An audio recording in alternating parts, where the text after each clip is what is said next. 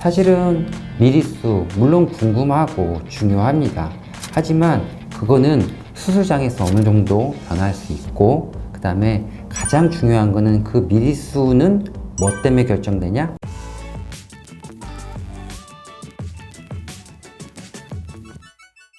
안녕하십니까, 성형외과 전문의 옥민입니다. 그럼요, 모든 사람들한테 맞는 실리콘 모양, 높이 뭐 다 다르겠죠, 사실은. 그래서 뭐 극단적으로 표현하면은 어떤 분들은 보형물이 아예 안 들어가도 아주 높고 화려한 코가 될 수도 있고요.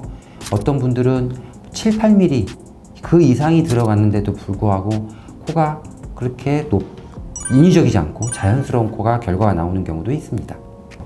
그래서 보형물도 또 하나 또 주의할 게 4mm짜리, 예를 들어서 4mm짜리 보형물이다 해도 어디가 4mm짜 보형물은 너무나 다릅니다. 미간이 갑자기 두꺼워지면서 4mm짜리 보형물이 있고요. 미간은 얇으면서 점점점 두꺼워져서 코끝 바로 직전 높이가 4mm인 보형물도 있고요. 너무나 보형물의 타입이 다 다르고요. 그래서 제가 환자분들이 그런 걸 하도 많이 물어보기 때문에 미리 한번 만들어 놔 본 그림이 있거든요. 이 그림을 보면은 이런 느낌을 받을 거예요. 보형물이 거꾸로 들어갔다, 두 개가. 얘는 이렇게 들어갔는데 얘는 뒤집어서 들어간 것 같은 느낌. 쉽게 얘기해서 이분은 미간 윗부분이죠. 코의 시작점 부분이 많이 높아지는 보형물을 써서 이렇게 코가 완성됐고요.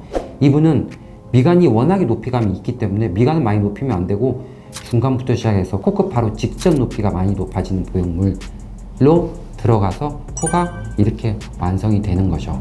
제가 많이 쓰는 보형물이 보통 비스툴이라는 소프트 실리콘인데 거기에는 타입이 수십 가지, 높이까지 합치면 몇 배까지 보형물이 있어요. 그래서 가장 반대되는 그런 보형물을 제가 가져오고 나와 봤는데, 이 보형물은 제가 쓰는 보형물 중에서 MB 타입이라고, 뭐 유튜브에서 이렇게 하죠. 이게 맞나?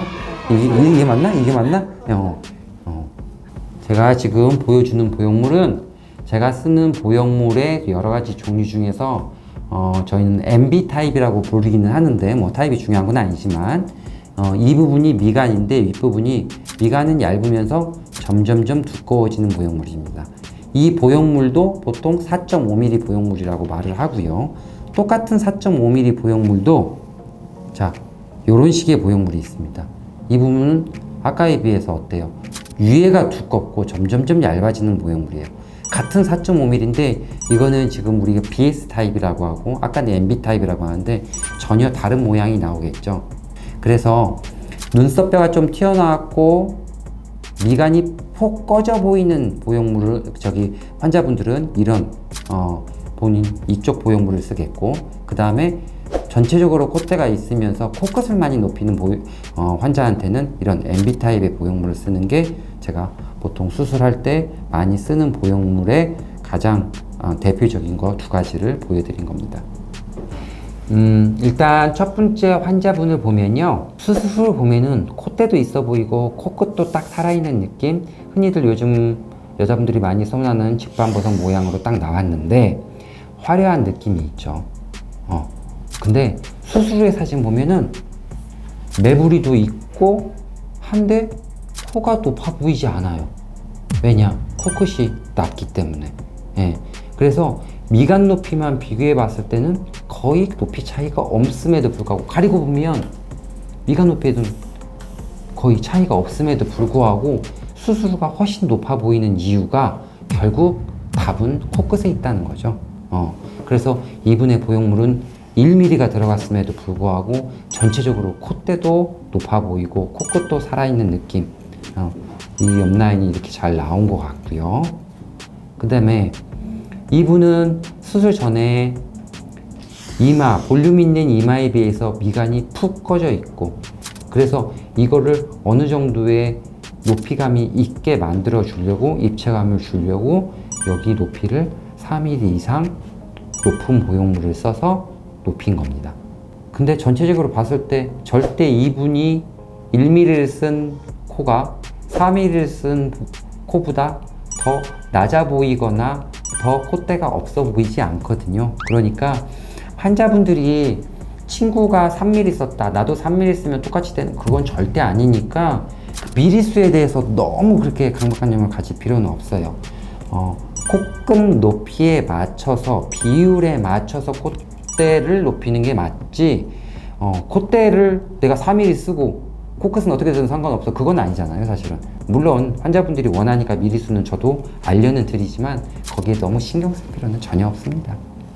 이제 그리고 원장님이 이렇게 알려주시는 그 미리수는 최고 높은 부분의 미리수를 그렇죠. 원래 이제 보형물이 나왔을 때 보형물 뒷면 보면 미리수가 적혀 있는데 가장 높은 부위에 미리수가 적혀 있는 거기 때문에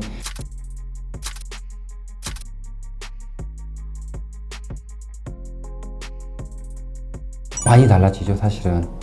일단 제가 계속 말씀드렸다시피 보형물의 높이는 코끝의 높이에 따라서 비율에 맞게 높여야 하기 때문에 코끝이 얼마큼 높아지고 이거에 따라서 보형물이 달라질 수밖에는 없습니다. 또 한 가지, 저는 재수술이 많아서 그런지 환자분들이 알고 있는 미리수와 그 다음에 실제적으로 들어가서 보형물을 뺐을 때의 미리수가 다른 경우가 있거든요. 물론 저도 CT를 찍어봐서 대략적으로 지금 들어가는 보형물이 몇 미리 정도 돼 보이는데요, 이것보다는 조금 높일 필요가 있어요, 조금 낮출 필요가 있어요 하는 정도는 하지만 그래도 수술장에서 딱 들어오는 그 미리수하고는 조금 차이가 있을 수 있어서 환자분들한테는 정확한 미리수는 수술 후에 알려줄 수밖에 없다라고 제가 설명을 드리는 거죠.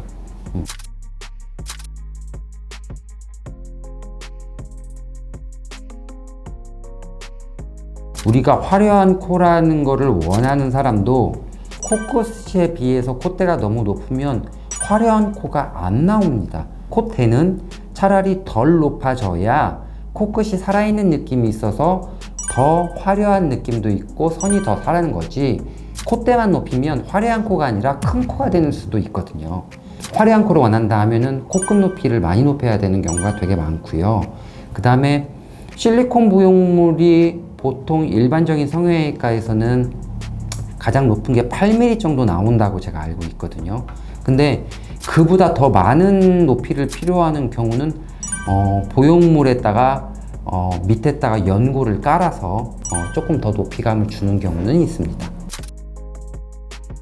사실은 미리수 물론 궁금하고 중요합니다. 하지만 그거는 수술장에서 어느 정도 변할 수 있고, 그 다음에 가장 중요한 거는 그 미리수는 뭐 때문에 결정되냐? 코끝의 높이와 각도에 따라서 결정된다는 것을 알아두셨으면 합니다. 그래서 먼저 코 수술을 생각할 때 내가 몇 미리 들어간가 중요한 게 아니라 내 코끝이 어느 정도 높아지고 거기에 따라서 몇 미리가 정도 되겠구나 라고 예측하는 게 가장 좋은 방법인 것 같습니다. 그래서 너무 콧대 미리수에 집착은 안 하셔도 될 것 같아요. 이상입니다.